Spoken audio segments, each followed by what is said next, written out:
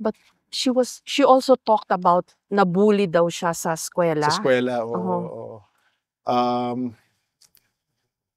Sa panahon ng tech kasi ngayon, napakadaling mambully eh. Ang pambubully ngayon ay hindi lamang sa eskwela at hindi lamang face-to-face. Mhm. Pag-uwi mo sa bahay at pagbukas mo ng social media mo, tuloy-tuloy. 24/7 ang pambubully ngayon. And she was Mhm. bullied that way in school. And she She was suffered for it. bullied in school and then may bullying pa online. Yeah.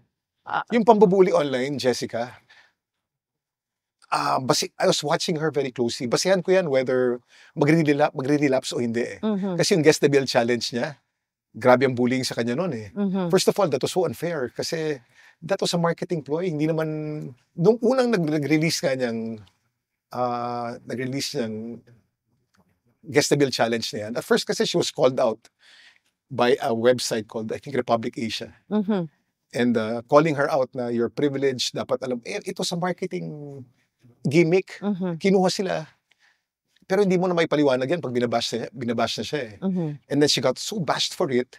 And then, pinapanood ko siya, sabi ko, is this a trigger? It might trigger her pagiging bipolar. It might get her depressed. Nakita ko, lumaban. I advised her not to talk. Sabi ko, Emma, just let it die. Mhm. Pero nagsalita, lumaban. Pinagtanggol niya ang sarili niya. She did it so well. Magaling magsalita si Emma. Yes, yes. Magaling. And sabi ko, okay na siya. Hindi siya na-trigger. Hindi siya na-depress. Lumaban. Okay na si Eman. So for the past 2 years, okay si Eman eh.